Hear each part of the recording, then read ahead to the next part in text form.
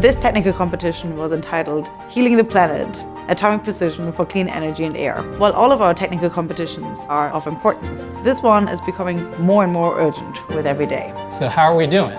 The climate side, not super great. So starting in the year 1750, we're about a 280 part per million in the atmosphere carbon dioxide.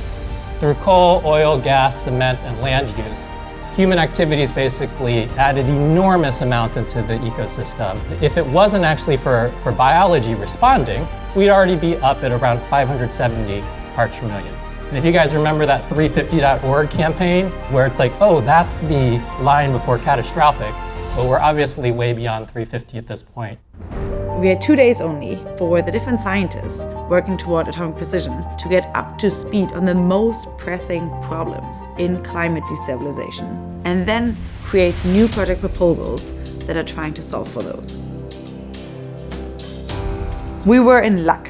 We had Tom Chi as workshop co-chair, and he was starting us off with a pretty daunting presentations of the problem and the scale of the problem. But he was also suggesting pretty actionable pathways forward. Society changes because of what scientists and engineers and inventors create. There is no legislation that goes and creates it for us. We are actually the source of the change. On the atomic precision side, we had Jonathan Barnes giving us an introduction of what is the toolkit that we can be working with on the atomic precision level to actually make progress towards solving the challenge.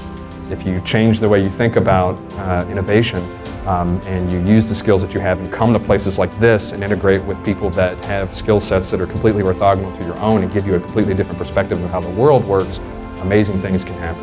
After the introductory presentations, we immediately got to work and generated preliminary project proposals. And then, to broaden our participants' horizon again of what's possible, we had Patrick Muller with an amazing presentation on deep time perspectives on climate change. Throughout history, the warming events that have raised CO2 have happened because of mass addition of CO2 to the atmosphere from volcanic eruptions, and drawdown has happened because of the response of the biosphere to those additions. We are reversing that process right now because we are excavating sequestrated biomass and burning it. And then we had Stephen Gillet with a very quick run-through of his book, Nano Solutions to Solve the Resource Fallacy. Fire and metal, of course, were the building blocks of technology, and they are now the hallmarks of the paleotechnical era, which is what I've taken to calling the present.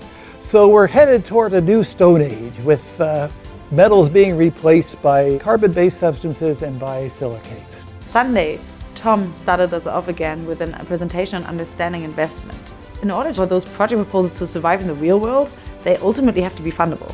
You can think about anything that you have in your life, and it's at one of the points in this cycle. Now, the types of capital that make sense to go into these different stages is largely dependent on the stage that an industry is in. I'm really amazed by how the teams pulled together and pulled off this incredible amount of work in 2 days only. And the grand prize was awarded to heavy metal detox of the ocean. This time, the popular vote was a perfect tie between the two favorite projects of the jury: heavy metal detox of the ocean and Carbocene, which won the prize for being the most ambitious project. You can find all these presentations on our YouTube channel as well as on Foresight.org.